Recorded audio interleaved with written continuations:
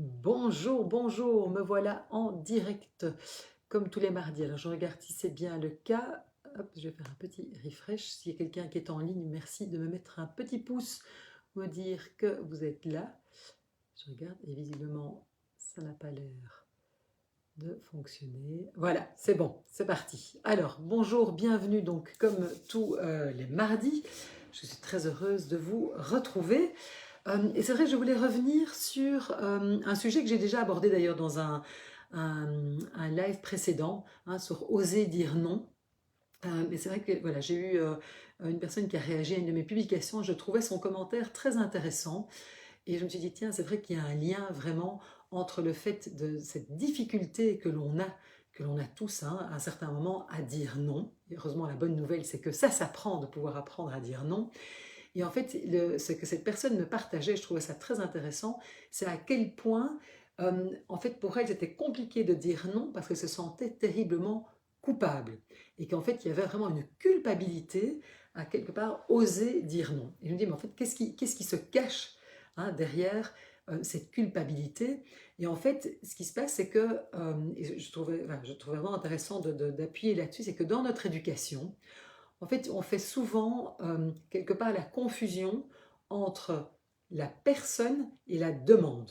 Hein, donc il y a une personne qui va me faire une demande. Il y a une chose qui est la personne, il y a l'autre qui est la demande que cette personne va me formuler. Ok?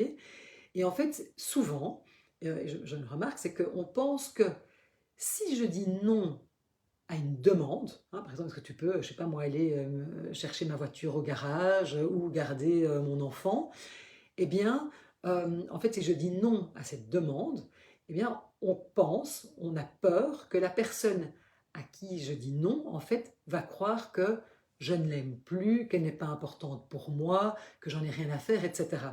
Et en fait, ce qui est vraiment important, c'était un petit peu voilà, la petite prise de conscience de la semaine, c'est de vous dire que, en fait, quand je dis non à une demande. Je ne dis pas non à une personne. Et ça, c'est vraiment important, si on peut vraiment se l'engrammer, celle-là, c'est que hein, c'est pas parce qu'à un moment, je dis écoute, non, je suis désolée, là, c'est pas possible pour moi, hein, que pour autant, ça veut dire que je dis non à cette personne. Je vais simplement dire ce jour-là, je vais dire non à la demande qu'elle me formule. Et c'est sûr qu'évidemment, on a tous un petit peu nos petites voix, notamment, hein, il y a quand même, et ça je pense que c'est vraiment encore très fort ancré dans notre éducation, c'est que souvent on nous demande de faire passer, hein, si on ne fait pas passer les besoins des autres avant les nôtres, on est taxé d'égoïste, hein, j'en parlais la fois passée, oser être égoïste.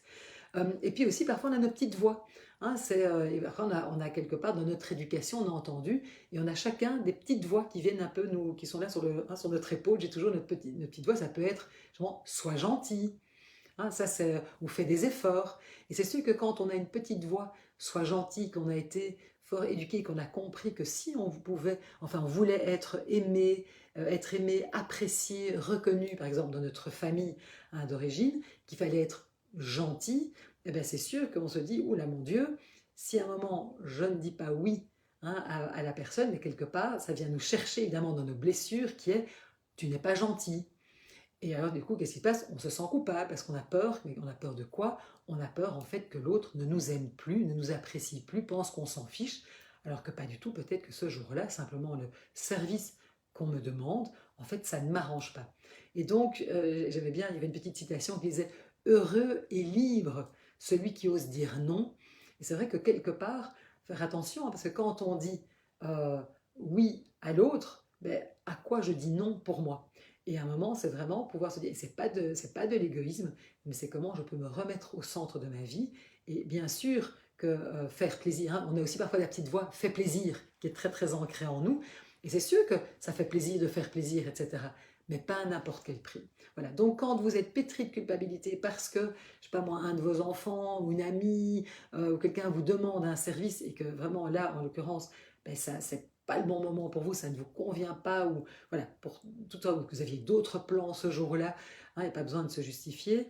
Voilà, n'oubliez pas que si vous dites non, hein, quand cette petite culpabilité vient vous chercher parce que vous avez la petite voix, hein, sois gentil, fais un effort, hein, voilà, voilà, ces petites voix-là qui sont bien ancrées en nous, dites-vous que c'est pas parce que je dis non hein, voilà, à la demande, que pour autant je dis non à la personne. Voilà, petite graine pour ce mardi et je vous souhaite une belle après-midi. À bientôt!